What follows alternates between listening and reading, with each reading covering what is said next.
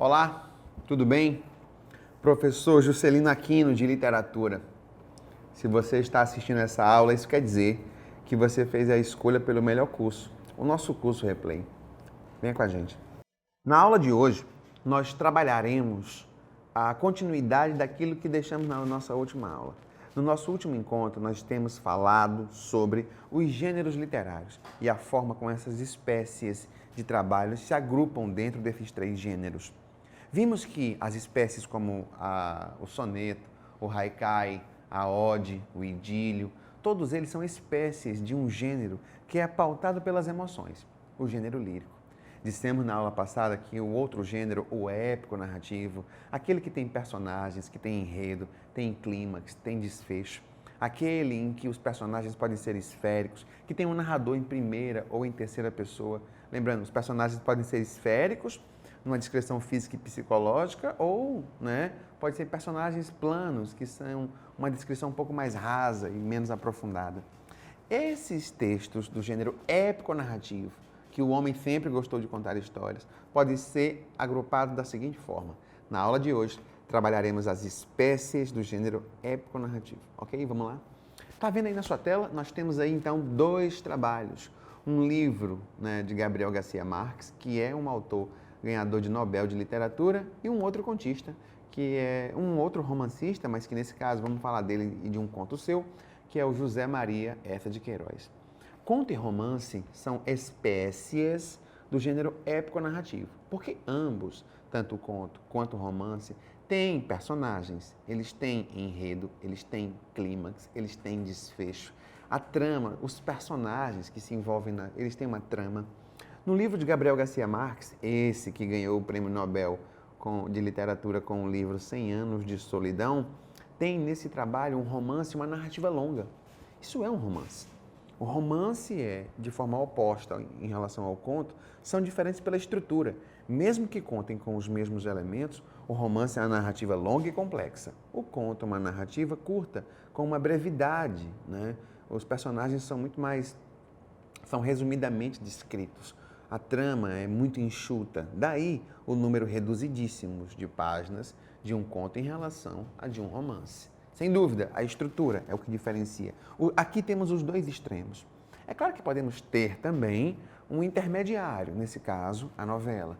Mário de Sá Carneiro, um importante escritor português da primeira geração modernista, pode ser enquadrado. Se o conto é o menor das narrativas e o romance é maior, a novela eu posso chamar, com uma carga dramática muito maior, daí ela ser chamada assim, de novela, ela é um intermediário entre o menor conto e o maior romance.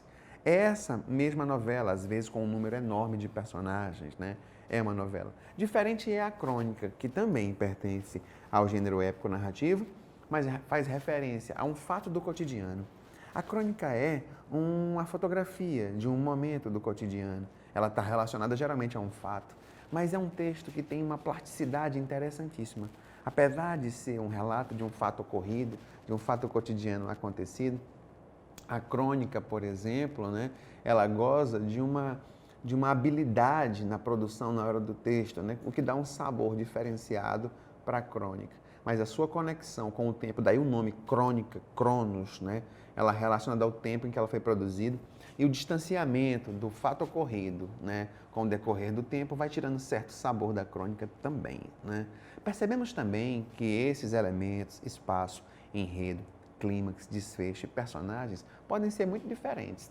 Podemos até ter animais como personagens. É isso que acontece, por exemplo, nas fábulas. Temos aí uma fábula, a formiga e a cigarra. Essa é uma característica maior de uma fábula, além de ela também transmitir uma informação. A fábula também tem uma função epistemológica, edificante. Ela faz com que você aprenda uma lição ou tenha um fundo moral.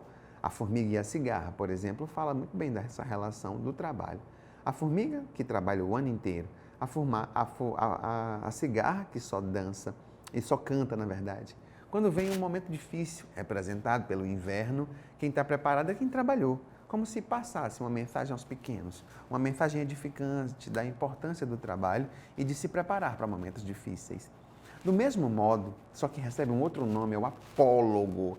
Também conta com personagens fabulosos, só que nesse caso do apólogo não são animais, e sim são objetos. E o exemplo nosso aí é a agulha e a linha de Machado de Assis.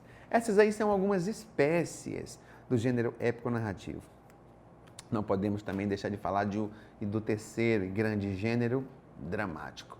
Essas máscaras elas eram utilizadas no passado para dar ênfase ou expressar a um público maior ou que estivesse a grandes distâncias da sensação, do momento, daquela representação nas peças de teatro.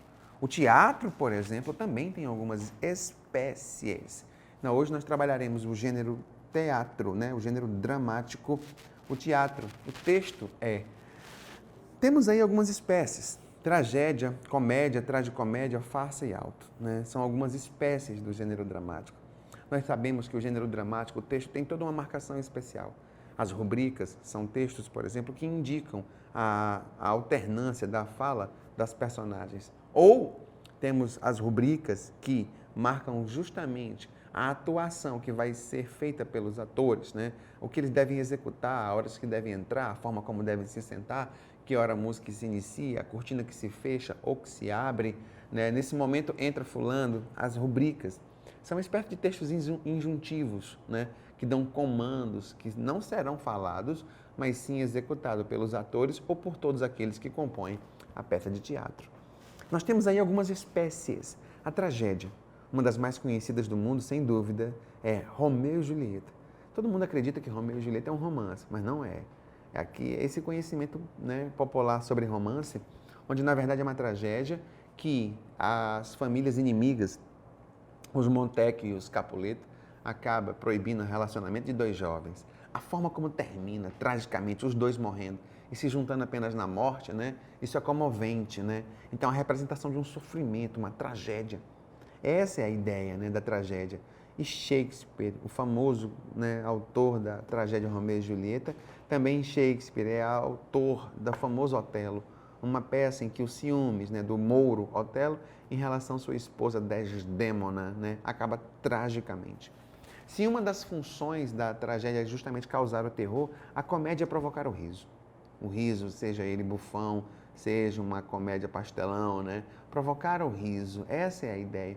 Aborda os fatos do cotidiano, temas alegres, ironia, riso, crítica de costumes. Você se vê identificado justamente nas peças de teatro, nas comédias.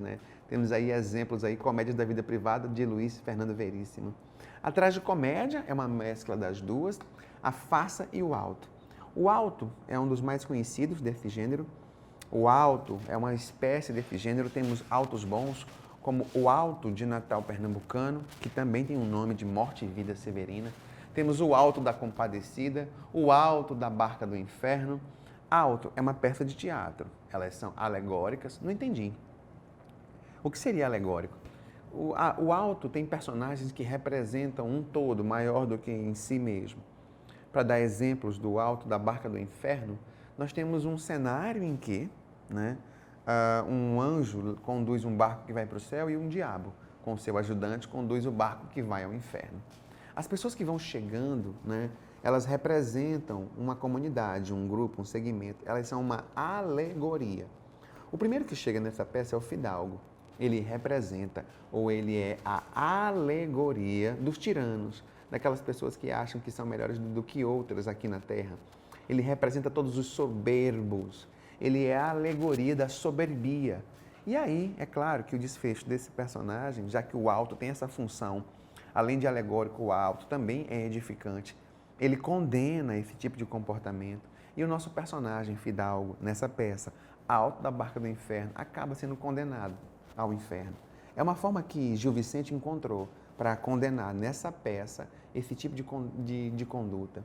É assim que o auto, por exemplo, foi utilizado, inclusive no século XVI, no século XVII, por Anchieta aqui no Brasil, no século XVI aqui no Brasil, por Anchieta, para doutrinar ou catequizar os índios dentro do propósito cristão católico.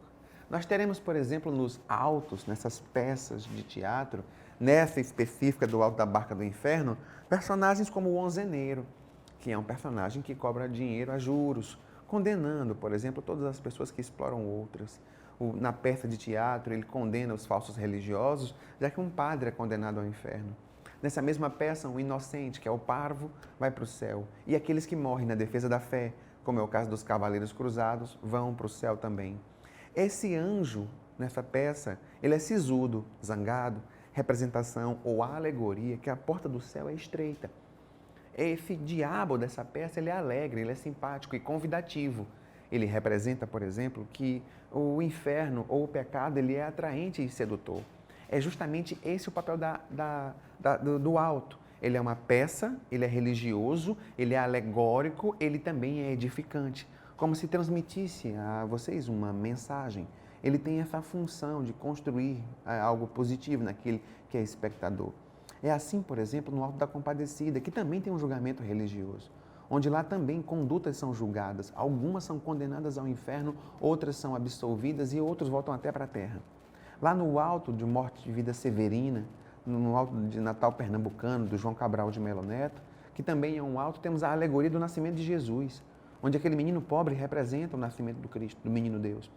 Onde nós temos, por exemplo, naquelas pessoas que vêm visitar o menino, a alegoria dos 3 reis magos, que a simplicidade dos presentes trazidos pelas pessoas humildes que trazem para aquela criança que acabou de nascer, representa em oposição à alegoria dos presentes que Cristo recebeu também.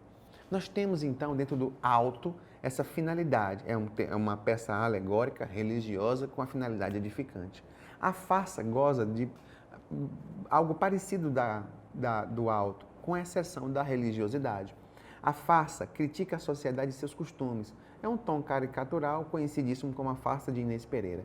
Tudo que se disser sobre o alto se diz sobre a farsa, com exceção da religiosidade. Também é edificante, também tem um fundo moral e onde os personagens são alegóricos.